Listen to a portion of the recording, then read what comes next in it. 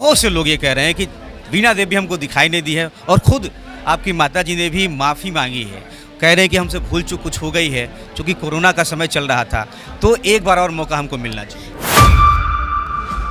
यहाँ पे बड़ा बड़ा इथेनॉल प्लांट खुल गया है।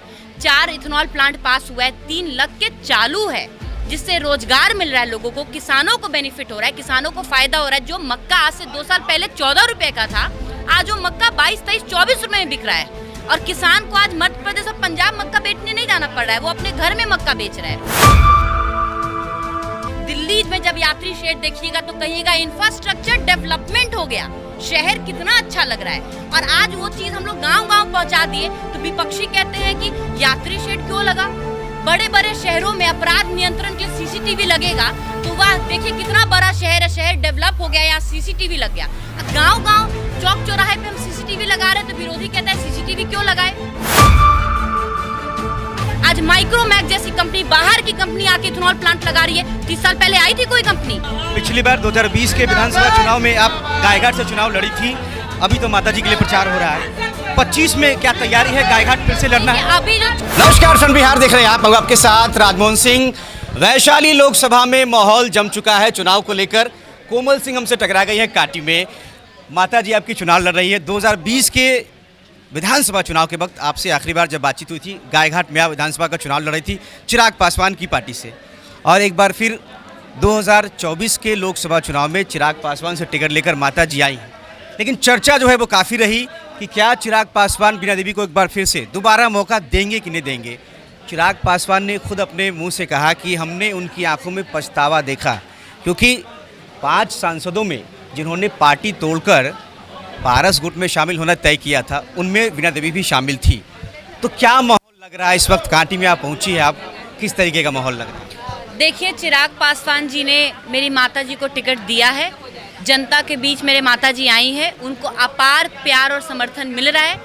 मेरी माता जी का ही कर्म है ना कि आज आप देख रहे हैं, हम लोग यहाँ खड़े हैं, कांटी में आए हैं, और मुझे मेरे जितने युवा साथी हैं उनका इतना समर्थन और प्यार मिल रहा है।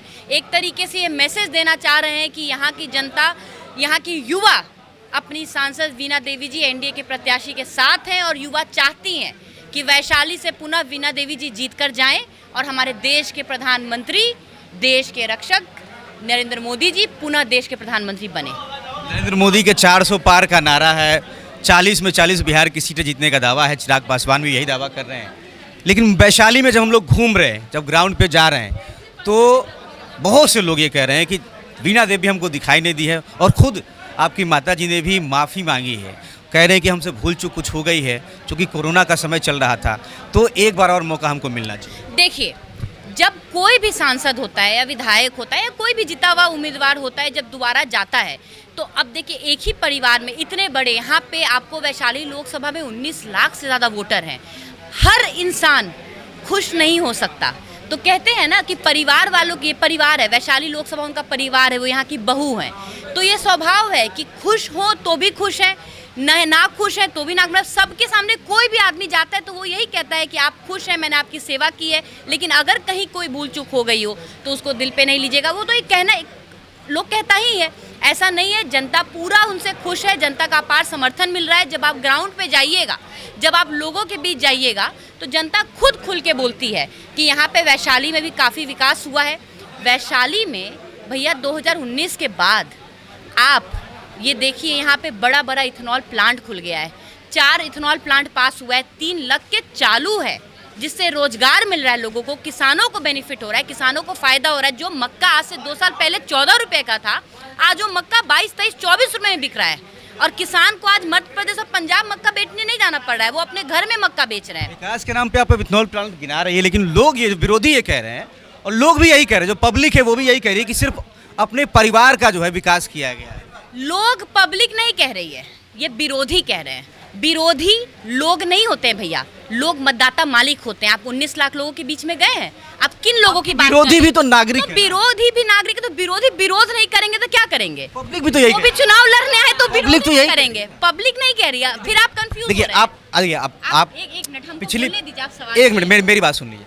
देखिए, नागरिक बोध भी तो कोई चीज़ होती है ना। अगर नागरिक, आम नागरिक भी अगर बोल रहा है, अगर वो अपनी बात रख रहा है कि बीना देवी हमको दिखाई नहीं दी, नज़र नहीं आई है, तो उनकी बात भी तो हम चलाएंगे ना। वही तो हम आप मेरी बात नहीं समझ रहे हैं। आप बोल रहे हैं कि विरोधी पब्लिक है, ठीक, तो विरोधी पब्लिक है, स्वाभाविक है पब्लिक होगा। यहाँ के नागरिक नहीं है विपक्षी जो प्रत्याशी हैं, वो नागरिक किसी और जिला के हैं। लेकिन ठीक है, मानते हैं वैशाली में चुनाव लड़ रहे हैं, उनके साथ उनके भी समर्थक लोग हैं, वो विरोध करेंगे, स्वाभाविक है विरोध करेंगे, क्योंकि वो वहाँ चुनाव लड़ रहे हैं तो विपक्षी तो विरोध करेगा। लेकिन विकास हुआ है नहीं हुआ है ये तो मतदाता मालिक बताएंगे ना।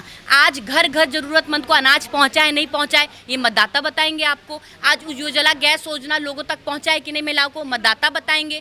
आज किसानों को राशि उनके खाते में पहुँचाए कि नहीं किसान निधि, मतदाता बताएंगे। आज जगह जगह आप जो यात्री शेड देख रहे हैं, दिल्ली में जब यात्री शेड देखिएगा तो कहिएगा इंफ्रास्ट्रक्चर डेवलपमेंट हो गया, शहर कितना अच्छा लग रहा है। और आज वो चीज़ हम लोग गांव-गांव पहुंचा दिए तो विपक्षी कहते हैं कि यात्री शेड क्यों लगा। बड़े बड़े शहरों में अपराध नियंत्रण के लिए सीसीटीवी लगेगा तो वह देखिए कितना बड़ा शहर है, शहर डेवलप हो गया, यहाँ सीसीटीवी लग गया। गांव-गांव चौक चौराहे पे हम सीसीटीवी लगा रहे हैं तो विरोधी कहता है सीसीटीवी क्यों लगाए। आज से पहले जो विपक्षी खड़े हैं उनकी जब सरकार थी 30 साल पहले तो बिहार किस अंधकार में था, किससे छुपा हुआ है? आप जाके बड़े बुजुर्ग से पूछिए ना, वो अगर इस चीज को कटाच कर दे तब हमसे कहिएगा। जाइए जनता के बीच पूछिए। कोई बड़ी कंपनी, आज माइक्रोमैक्स जैसी कंपनी, बाहर की कंपनी आके इथेनॉल प्लांट लगा रही है। 30 साल पहले आई थी कोई कंपनी, लगाया किसी ने फैक्ट्री बिहार में आकर? नहीं लगाया, अब लगा रही है, यहाँ पे रोजगार उत्पन्न हो रहा है। तो विरोधी कहते हैं कि इथेनॉल फैक्ट्री लगाए तो परिवार का विकास करे। इथेनॉल फैक्ट्री लगाने से रोजगार युवाओं को मिल रहा है, परिवार का आदमी नौकरी कर रहा है क्या उसमें? परिवार का आदमी इंजीनियर और ऑपरेटर का वहाँ पे काम कर रहा है। भाई यहाँ के युवा कर रहे हैं, हजारों के तादाद में किसी का परिवार होता है, बाहर से आदमी बुला।